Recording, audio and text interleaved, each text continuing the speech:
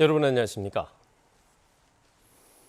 광주 재개발구역에서 발생한 철거 건물 붕괴 사고와 관련해 경찰이 어제 시공사인 현대산업개발 본사를 전격 압수수색했습니다. 이렇게 경찰 수사가 속도를 내고 있는 가운데 현대산업개발이 평소에도 건설 현장 안전관리에 소홀했다는 의혹이 나오고 있습니다.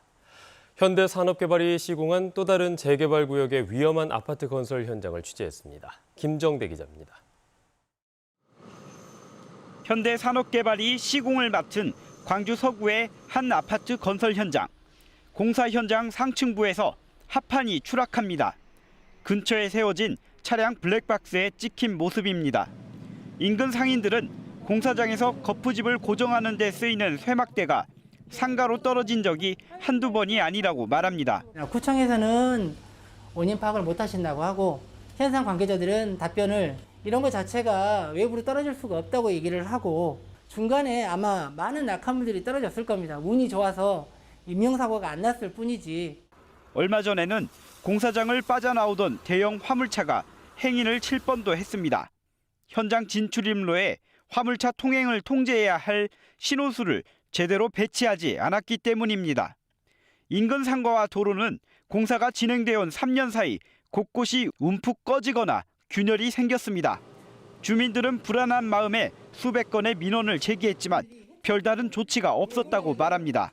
건설 현장 공무원 담당자 감리 누구 하나 제대로 어떻게 하겠다는 협의 한 번도 없고 이번에 학동 사건이 터지고 나니까 그저께서 담당 공무원 감리 현상 관계자에서 피해에 대해서 관할구청은 그동안 공사 현장에서 발생한 위반 사항에 대해 10여 건의 행정처분을 내렸다며 민원을 확인해 추가 조치하겠다고 밝혔습니다. KBS 뉴스 김정대입니다. 광주경찰청 수사본부는 붕괴 사고가 난 공사 현장의 감리자 A씨에 대해 건축물관리법 위반 혐의를 적용해 사전 구속영장을 신청했습니다. A씨는 지난 9일 17명의 사상자를 낸 건물 철거 공사 현장에서 해체 계획서대로 작업이 이루어졌는지 확인하지 않은 혐의를 받고 있습니다. 앞서 구속영장이 신청된 굴착기 운전사와 현장 공사 책임자 등 2명에 대한 영장실질 심사는 오늘 오전 11시 광주지방법원에서 열립니다. 여순특별법이 국회 행정안전위원회를 통과했습니다. 법 제정이 가시권에 들어오면서 70년 넘게 묻혀있던 현대사의 비극에 대한 진상규명이 이루어질지 주목되고 있습니다. 정아람 기자입니다. 여순 사건 희생자의 명예회복과 진상규명을 담은 특별법안이 국회 행정안전위원회 전체 회의를 통과했습니다. 지난 2001년 최초 발의 이후 상임위 계류 뒤 자동 폐기 과정을 반복하다 20년 만에 국회 소관 상임위 문턱을 넘었습니다. 지난해 7월 더불어민주당 소병철 의원 대표 발의 이후 여당 차원의 특별법 제정 약속이 있었지만 과정은 쉽지 않았습니다. 지난 4월 행안위 법안 심사 소위를 통과하고도 세부 내용을 둘러싼 여야 의견 차이로 전체 회의에 상정되지 못했습니다. 이번 행안위에서도 전체 회의 직전까지 안건 상정 여부가 불투명했고 위원회 구성의 정치적 중립성 등에 대한 막판 조율 끝에 통과됐습니다. 73년 동안 기다려오신 여순 사건 희생자 및 유가족들의 피 맺힌 한이 그 아픔을 씻고 치유 길로 나아가기 위해 첫발을 뗀 날입니다. 수십 년을 기다려온 유족들은 환영의 뜻을 밝혔습니다. 지금 80, 90객들이 대부분이 우리 유족들인데 법이라도 통과돼서 떳떳하게 국가의 잘못을 사죄받고 또 우리들도 떳떳하게 사회생활하는데 부족함이 없도록 그렇게 했으면은 다른 바람은 없습니다. 여순 특별법안은 법제사법위원회 심사를 거쳐 이달 말이나 다음 달 초 열릴 임시회 본회의에 상정될 예정입니다. 한국 현대사의 트라우마로 남아있는 여순 사건. 특별법 제정이 가시권에 들어오면서 국가적 진상규명과 역사적 재평가에 대한 기대감이 높아지고 있습니다. KBS 뉴스 정아람입니다. KBS 목포방송국이 지난해 7월부터 일제강점기 등 한국 근대사의 중요한 순간을 체험한 지역 주민 30여 명을 심층 인터뷰했고 이 내용으로 유튜브 콘텐츠와 라디오 다큐멘터리 등의 프로그램을 방송해서 좋은 반응을 얻었습니다. KBS가 이를 다시 편집해서 KBS 1텔레비전을 통해 전국 방송을 시작했습니다. 김광진 기자의 보도입니다.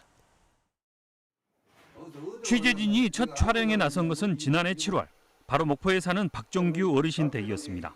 일제강점기 1945년 나주 동강면에서 일본 나가사키 탄광으로 강제징용된 박 씨는 나가사키에 떨어진 원자폭탄의 불바다 속에서도 생존했습니다. 하루는 큰 에버랜드가 또 있어. 수녀 금빛이요. 금빛 반짝반짝반짝거려. 그 여자탄이요.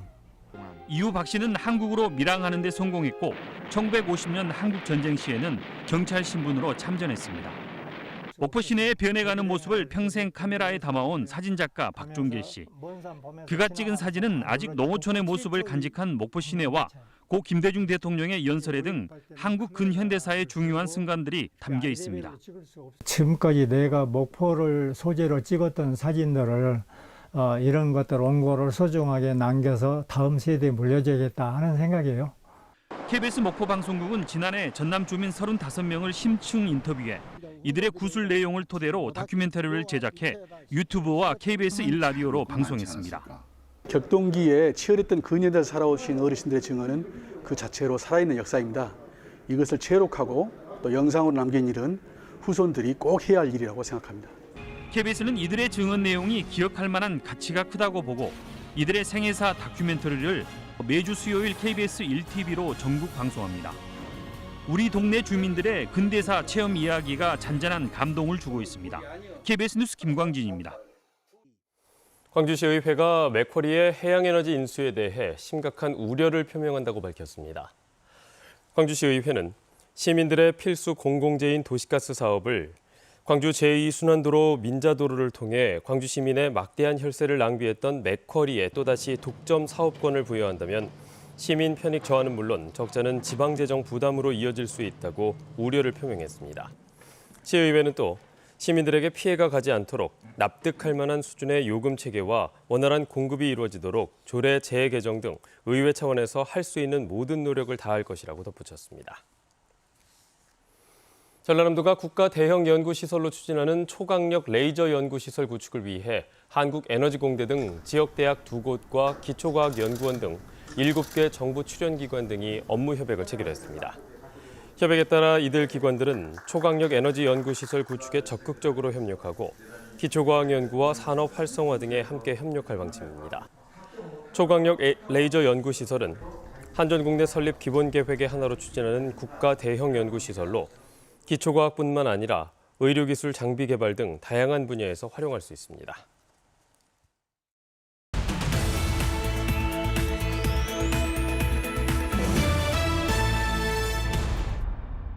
장성군이 전라남도 농업기술원과 화훼산업 육성 발전을 위한 업무 협약을 체결했습니다.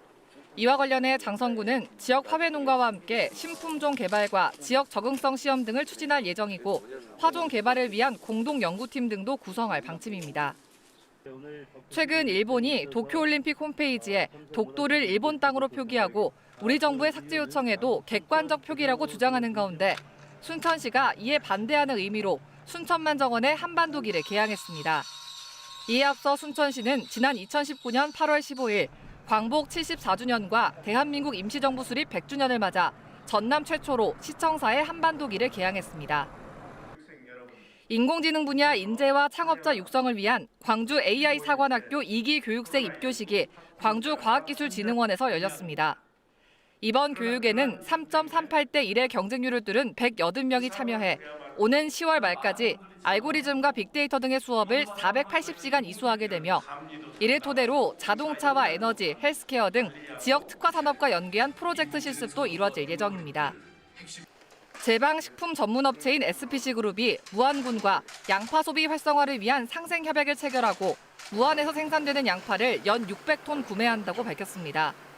SPC는 무안 양파가 양질의 황토 토양에서 병충해를 막아주는 해풍을 막고 자라 식감이 아삭하고 향이 진하다며 무안 양파빵도 조만간 선보일 계획입니다.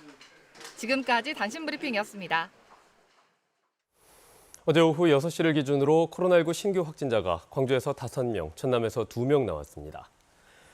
광주에서는 감염 경로가 확인되지 않은 일가족 3명이 확진됐고 서구 농수산물 도매시장 중개인과 접촉한 지인과 가족 등 2명도 추가로 확진돼 방역당국이 도매시장 이용자들을 대상으로 진단검사를 벌이고 있습니다.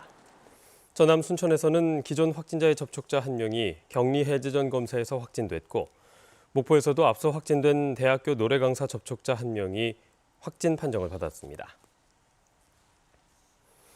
보성 지역 어민들 150여 명이 보성군 회천면 일대 해상과 육상에서 걸기대회를 열고 등량만 해저 고압 송전선로 설치를 반대하고 나섰습니다. 어민들은 등량만에 송전선로가 들어설 경우 해저층의 교란과 전자기장 방출, 그리고 퇴적물의 오염물질이 확산되고 결국 지역 어민들의 생존권까지 침해받는다고 주장했습니다. 한전은 고흥 지역에서 생산되는 신재생에너지 발전 전력을 보내기 위해 보성군 등량면을 관통하는 24km의 송전선로 등의 건설 사업을 추진하고 있습니다. 올해 4월 전남 일부 지역에서 발생한 저온 현상으로 피해를 본 농작물 면적이 3,000헥타르가 넘는 것으로 나타났습니다. 이 가운데 가장 피해가 큰 곳은 나주와 영암 지역의 배밭 1,500여 헥타르이고 단감이 270헥타르로 집계됐습니다. 또 밭작물인 귀리 등 맹류도 900헥타르가 저온 피해를 입었습니다. 전라남도는 피해 농가의 경영 안정을 위해 정부의 복구 소요 비용 등을 요청할 방침입니다. 전라남도 의회가 전라남도와 전라남도 교육청에 2021년 제1회 추가 경정 예산안을 의결하고 올해 첫 정례회를 마무리했습니다. 전라남도 의회는 제353회 제1차 정례회 2차 본회의를 열어 추경안과 함께 2020년 결산과 예비비 지출을 의결하고 전라남도 정책 실명제 운영 조례안 등도 의결했습니다. 도의회는 또 국가교육위원회 설치법 제정과 섬 지역의 응급 의료 헬기 착륙장 건설을 촉구하는 건의안도 통과시켰습니다. 광주은행이 오는 8월 말까지 한시적으로 광주 상생 체크카드 사용 금액에 따라 최대 0.6%의 우대 금리를 제공하는 상생 적금을 출시했습니다. 광주은행은 광주 지역 소상공인의 소득 증대를 위해 광주시에서 출시한 광주 상생카드의 운영 대행사를 맡고 있으며 이용 활성화를 위해 상생 적금을 선보였다고 밝혔습니다.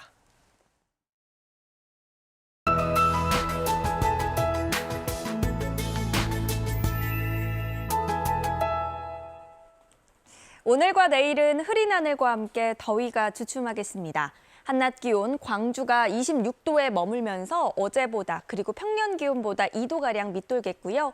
기온은 주말에 다시 30도 안팎까지 올라 더워지겠습니다. 남은 주 중에도 비 예보가 있습니다. 우선 오늘은 오후부터 저녁 사이에 광주와 전남 북부 지역에 5mm 미만의 비가 내리겠고요. 내일은 전 지역에 아침부터 퇴근길 무렵까지 내리겠지만 종일 내리는 것은 아니고요. 내렸다 그쳤다를 반복하면서 5mm 안팎의 비가 내리겠습니다. 다음은 자세한 지역별 날씨입니다. 오늘은 아침 기온과 낮 기온 모두 대부분 지역이 어제보다 낮겠습니다. 현재 기온 광주와 나주 20도 가리키고 있습니다. 낮 최고 기온은 여수와 고흥 24도에 머물겠습니다. 목포도 낮 기온 24도, 무안과 진도 25도가 예상됩니다. 신안을 비롯한 그 외 도서 지역은 낮 기온 24도 안팎으로 아침 기온과 큰 차이가 없겠습니다. 오늘 오후부터 전해상은 안개가 짙게 끼겠고요. 물결은 남해서부 먼바다에서 매우 높겠습니다. 주말 동안에는 기온도 다시 오르고요. 하늘도 대체로 맑겠습니다. 날씨였습니다. 뉴스를 마칩니다. 여러분 고맙습니다.